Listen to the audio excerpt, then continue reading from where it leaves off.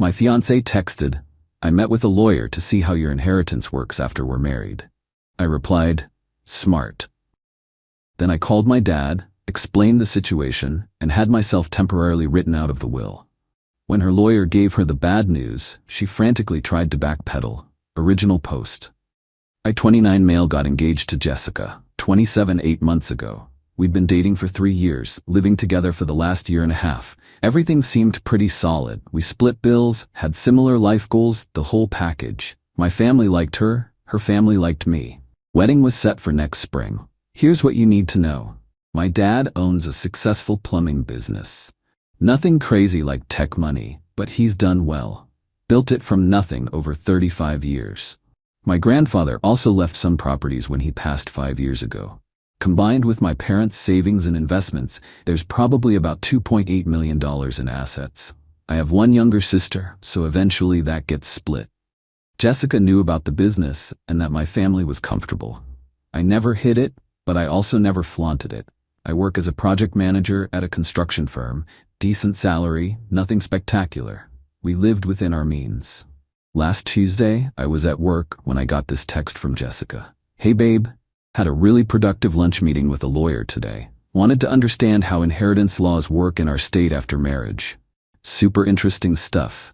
We should probably discuss estate planning soon." I stared at that text for a good minute. She went to see a lawyer about my family's money. Without mentioning it to me first, I texted back, "Smart." Then I called my dad. "Hey dad, need to talk to you about something. Jessica just texted that she met with a lawyer about how inheritance works after marriage." Long pause. "I see," he said. "What do you want to do? Can you write me out temporarily? Just until I figure this out? Come by the office after work." That evening, Dad had already called his lawyer. Within 48 hours, I was completely removed from the will. Everything would go to my sister Megan if something happened to my parents. The lawyer made it airtight but reversible. Meanwhile, Jessica came home that Tuesday night, all chatty about wedding centerpieces. Didn't mention the lawyer meeting at all. I didn't bring it up either. Just smiled, nodded, acted normal. Thursday, she was on her laptop in the living room when her phone rang. She looked at the number, then went to the bedroom to take it. I could hear her through the door. "What do you mean there's nothing? That can't be right, but his father owns..." "Check again." "What about grandfather's? Nothing?" She came out looking pale. Sat down next to me. "Everything okay?" I asked. "Yeah, just work stuff." Friday morning, the mask started slipping. "Hey, we should really talk about getting a prenup," she said over breakfast. "Sure. What brought this on?" "Just thinking about our future, making sure we're both protected." "Protected from what?" She fumbled with her coffee mug. Just general protection." "Okay, let's both get lawyers and draft something fair." Her face fell. "Both? I mean, we could use the same one. Save money." "Nah, that's not how prenups work. Each person needs independent representation." She dropped it, but I could see the wheels turning. Update 1. The next week was educational. Jessica started dropping weird hints about finances. Random stuff like, "Your dad's getting older. Have you guys ever discussed succession planning for the business? Megan seems really irresponsible. Hope your parents have safeguards in place. It's weird that your dad never officially brought you into the business, right?" Each time, I'd give vague non-answers. "Dad's got it handled. Megan's doing fine. I like my job." Then came Saturday. Jessica's mom, Diane, called asking if we could come for dinner Sunday. Sure, why not? We get there, and it's not just dinner. It's Jessica, her parents, and her brother Kyle, the entrepreneur. He started 5 businesses, all failed. Diane starts, "So we wanted to discuss the wedding budget." "We're keeping it modest," I said. "The venue's already booked." Jessica and I agreed on $15K total. "Well, that was before we knew about your family's situation," Diane said. "What situation?" Jessica jumped in. "Mom, stop." "What?" "It's reasonable to expect his family to contribute more." "The groom's family traditionally..." "We're not traditional," I interrupted. "Jessica and I are paying for our own wedding." Kyle snorted. "Must be nice, keeping all that family money while your future wife struggles." "Struggles? Jessica makes $65K a year, we're doing fine." "But with what you'll inherit," Diane started. "I'm not inheriting anything." Dead silence. Jessica's voice was sharp.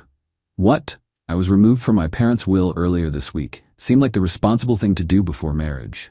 The explosion was immediate. Jessica, what? When were you going to tell me? Why would I? It's my parents' money, not mine. Doesn't affect us. This is ridiculous. You can't just disinherit yourself. Actually, I can.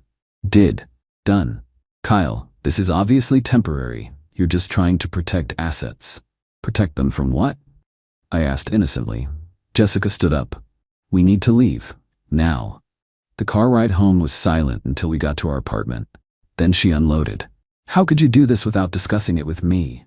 Like how you met with a lawyer without discussing it with me. She went white. That's different. I was just getting information. Information about money that isn't yours and might never be mine. Why would you need that information, Jess? For planning. Our future. Our future based on my parents dying? That's not. I didn't. You literally went to a lawyer to find out how much of my family's money you'd be entitled to. That's morbid as hell. She started crying. I just wanted to make sure we were secure. We are secure. We both have jobs. We have savings. What we apparently don't have is trust. She went to stay with her friend Amy that night. Update 2. Jessica came back Sunday afternoon with what I call the full court press. First, tears and apologies. I'm so sorry. I see how it looked bad. I just got scared about our future. Amy's husband left her with nothing in the divorce and I panicked. Amy's husband was a gambling addict who emptied their accounts. I don't gamble. I know, I'm being silly. Then, love bombing. Cooked my favorite meals all week. Kept telling me how much she loved me. Lots of physical affection. Kept mentioning how good we were together, how this was just a bump in the road. Wednesday, she hit me with, I've been thinking. You're right, the prenup is smart. Let's both get lawyers and do this properly.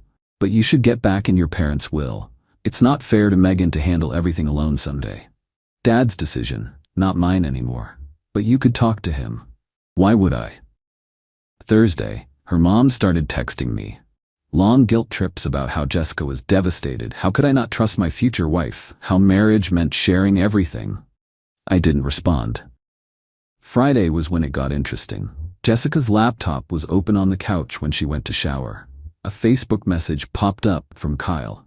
Did you try the emotional angle? Dad says if that doesn't work, maybe postpone the wedding until you can figure out the inheritance situation. I snapped a quick photo with my phone. When Jessica came out, I was packing a bag. Where are you going? My parents' house for the weekend. Need some space to think.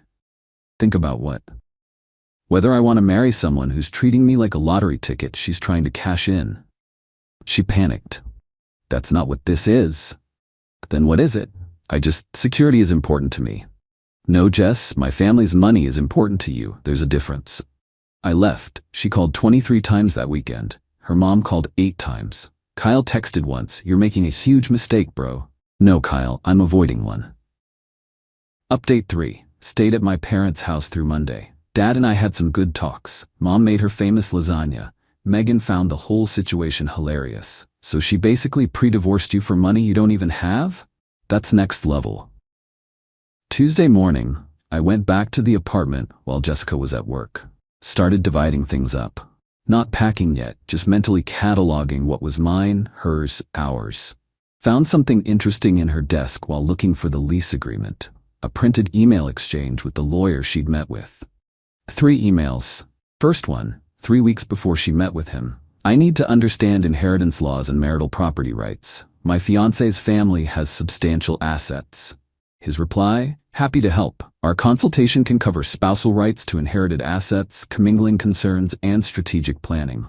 Her response, perfect. Also interested in what happens if there's no prenup versus a standard prenup. 3 weeks. She'd been planning this for 3 weeks before meeting him. I grabbed my phone and documented everything with photos. Jessica came home around 6, saw me in the living room with the lease agreement out. What's that for? Figuring out the penalty for breaking it. She sat down slowly. Don't do this, please. Jess, you consulted a lawyer about my inheritance 3 weeks before you actually met with him. This wasn't a spontaneous worry. This was planned. How did you? Doesn't matter. What matters is you've been strategizing about my family's money like it's already yours. It would be ours when we're married. No, inheritance is separate property unless commingled. Your lawyer should have told you that. She was quiet. Then he said there were ways around that. Ways around it? Wow. That's not what I meant. What did you mean? She started crying again, but this time felt different. Desperate. I grew up watching my mom struggle. Dad's business never took off. We never had stability. When I met you, you were just this nice guy with a good job. Then I found out about your family and I thought finally, I wouldn't have to worry anymore. So you fell in love with my family's bank account? No, I fell in love with you. The money it made me feel safe. Safe enough to plan how to get access to it. I'm not a gold digger. No, you're worse. A gold digger is honest about the transaction. You convinced me you loved me for me. She grabbed my hands. I do love you. You love the idea of me, the me that comes with a trust fund that doesn't exist anymore. You could get it back. Your dad would put you back in the will if you asked. And there it was. The real Jessica. Get out. What? Pack a bag, go to your parents' or Amy's. I'll give you a week to find a place.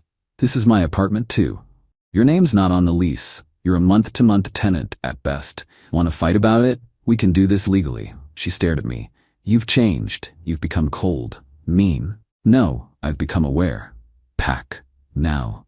She threw things into a suitcase while sob-screaming about how I was throwing away our future, our love, our life together. As she headed for the door, she turned. You'll regret this. When you're 40 and alone, you'll realize you threw away someone who actually loved you over your paranoid trust issues. I'd rather be alone than be someone's retirement plan. She slammed the door. Update 4. The entitlement escalation was swift and spectacular. Wednesday, day after she left, got a call from our wedding venue. Jessica had called trying to cancel and get the deposit back. In her name only. The venue called me because I was the one who'd paid. Keep the date for now, I told them. I'll let you know by Friday. Why keep it? Because I'd lose the deposit anyway. Might as well think about it. Thursday, Jessica's dad, Robert, showed up at my work. We need to talk, man to man. About what? About you destroying my daughter over some misunderstanding. Misunderstanding? She consulted a lawyer about inheritance before we even set a wedding date. She's a planner. She likes to know things. You've traumatized her over doing research. Research, right? He leaned in. You need to fix this. Get back in your family's will, marry my daughter, and stop this nonsense. Or what? Or everyone will know what kind of man you really are. Someone who abandons his fiancée over nothing. Good. Tell everyone. Tell them she met with lawyers about my inheritance. Tell them she tried to steal our wedding deposit. Tell them everything. He left, but not before muttering about how I'd rue this day. Rue? Who says rue? Friday morning, got an email from Jessica. Subject line, formal demand.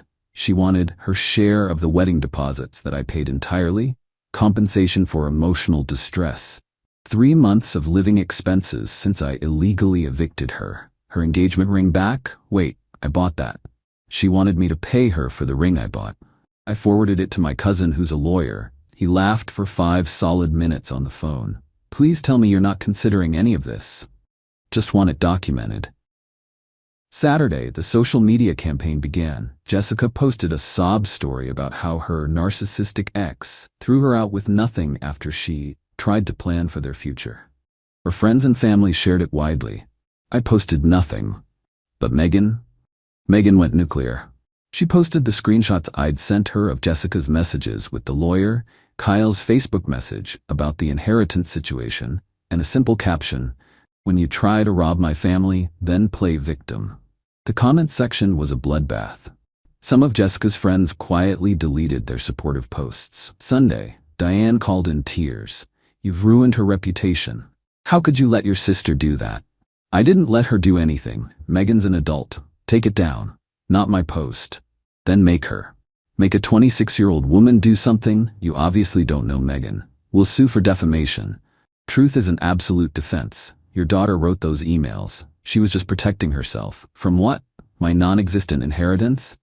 Click. Monday, today as I write this, the piece de resistance. Jessica showed up at my apartment at 7 a.m. with a U-Haul and 3 guys. Told them I was her abusive ex and she needed to get her things while I was at work. Except I work from home on Mondays now. Post-COVID schedule. I opened the door to find her directing these movers toward my furniture. "That couch is mine," she was saying. "I have the receipt that says otherwise," I said. The movers froze. They wanted no part of this. Jessica went white. "You're supposed to be at work." "Schedule changed. Also, that's breaking and entering you're attempting." "I lived here." "Lived. Past tense. You have no legal right to be here now." The movers were already backing away. The lead guy said, "Ma'am, we can't take anything without proof of ownership." "I'll show you proof."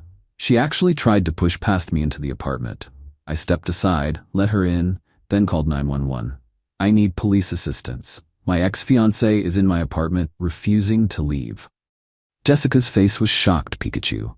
You called the cops? You brought 3 strangers to steal my furniture." She ran out before they arrived, left the U-Haul running in the parking lot. The movers had to come back for it, apologizing profusely, gave them $20 each for their trouble. Final update. It's been 2 months now since the U-Haul incident. Here's where everyone landed. Jessica moved back in with her parents. According to mutual acquaintances, she's telling everyone I financially abused her by hiding assets and manipulating the legal system. She's also apparently engaged again. Yeah. Already. Some guy she met on a dating app who treats her like the queen she is. I looked him up out of curiosity. He's 51, recently divorced, owns a car dealership. Good luck with that, buddy. Her family still occasionally sends nasty messages. I document everything but don't respond. My cousin says if they keep it up, we can file for harassment. Kyle tried to start rumors that I was mentally unstable and needed help, but nobody who actually knows me bought it. He's still living at home, working on business idea number 6, something about NFTs for pet photos. I'm sure that'll be the winner. The wedding venue? Turned out my buddy Trevor had been planning to propose to his girlfriend. Sold in the reservation at a discount. Went to their wedding last month. It was beautiful. Jessica wasn't invited but somehow found out and posted about how I was rubbing her face in it. I wasn't. I was just eating chicken marsala and doing the electric slide. My dad did eventually put me back in the will, but with some new provisions. Any inheritance gets placed in a trust that can't be accessed by a spouse for 5 years after marriage. Smart man. Me? I'm doing all right. Therapy helped process the betrayal. Started dating someone new last month, a pediatric nurse named Grace, who actually insisted on splitting our first date bill because it's 2024, not 1950. Refreshing change. The ring? Sold it. Used the money for a killer home theater setup. Every time I watch a movie on my 75-inch OLED, I think about how Jessica's greed bought me this beautiful TV. It's petty, but it makes me smile. Looking back, the red flags were there. The way she'd make jokes about being a kept woman once we were married. How she suddenly became interested in my dad's business after we got engaged. The way she'd point out expensive things and say, "When we're rich someday." I thought she meant when we built something together. She meant when my parents died. The entitlement was always there, just hidden under a mask of love and affection. The moment she thought she had me locked down with an engagement, the mask started slipping. Thank God she got impatient and showed her hand before the wedding. To anyone reading this, if your partner starts meeting with lawyers about money that isn't even yours yet, run. If their family treats your family's hard-earned success like a lottery ticket, they're entitled to cash, run. If they love your potential inheritance more than you, definitely run. Trust your gut. When someone shows you who they really are, believe them the first time. And Dad? He still jokes about it. Best $2.8 million I never had to spend on your divorce. Thanks, Dad. You're not wrong.